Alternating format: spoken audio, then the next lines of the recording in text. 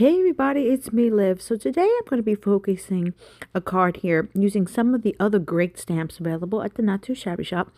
And I'm going to be using the Greeting Farm stamps as well as some Miss Ink stamps. And the point of this card is really just to talk about masking and how you can create a scene without worrying too much about all the coloring. I'll show you a little bit of coloring, but I really just wanted to show you how to mask it all out. So I'm going to be doing a slimline size card. So this piece of paper is cut to about 4 by 9.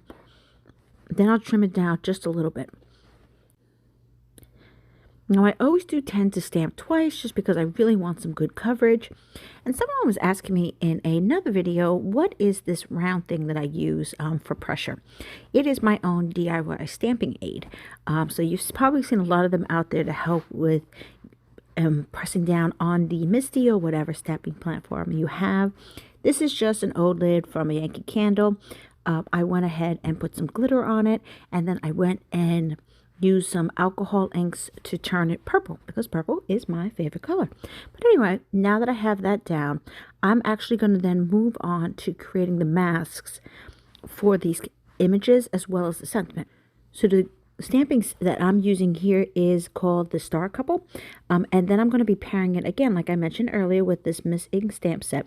Now for me, I don't do anything crazy with my masking. I don't buy the masking paper, regular old copy paper that I stamp on, fussy cut it out, and then I just use some washi tape to hold it down over the image. And so now that I have that pressed down, I'm just trying to figure out exactly where I want this placement to go.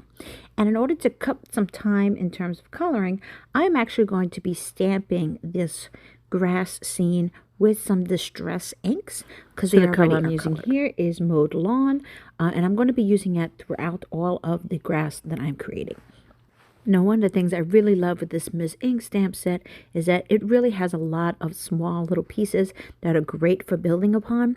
So you're going to see me continue to use the Mowed Lawn Distress ink and just go ahead and fill in the entire bottom of this scene.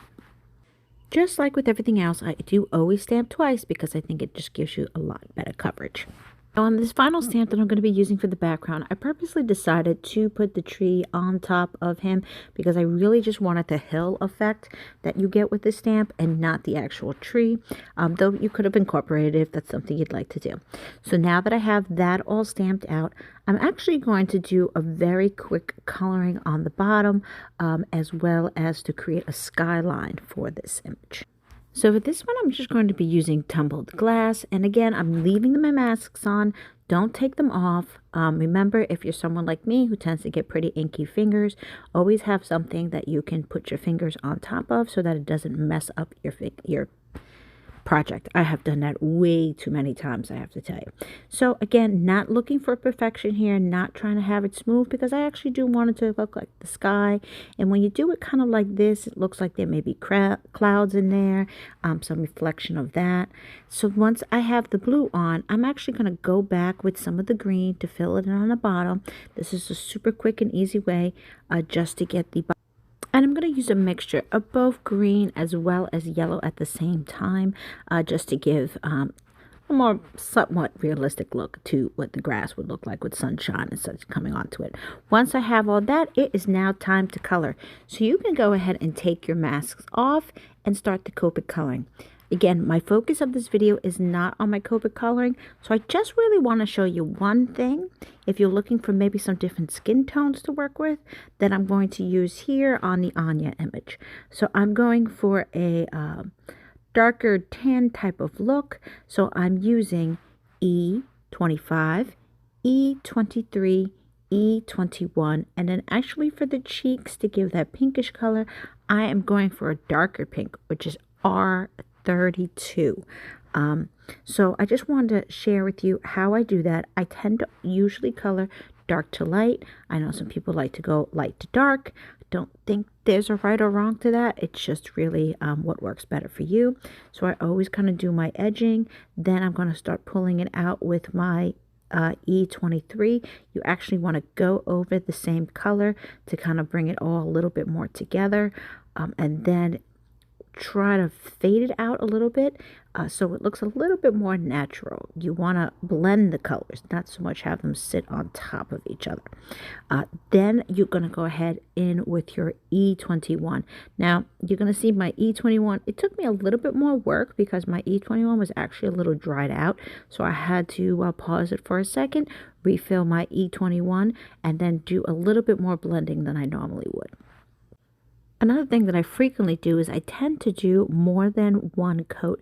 I go in again with my dark, go in again with my medium, and again with my light, and blend it a little bit more. And I find that doing that twice really helps me get that much more blended than it was before. So now that my E21 is nicely refilled, you can see it's blending so much better than it was before. So then you actually don't want to blend it hard, like so much that you lose the shadow, because you do want the shadows. And then I went ahead and finished it off, and I actually blended in. Now this is my finished card after I colored it all. Again, my focus wasn't coloring, but I hope you guys enjoyed this video showing some masking tips, as well as showing you how to do a little bit of different color blends than you may use with your Copics. Thank you so much for watching. I'll see you guys soon. Have a great day. Bye.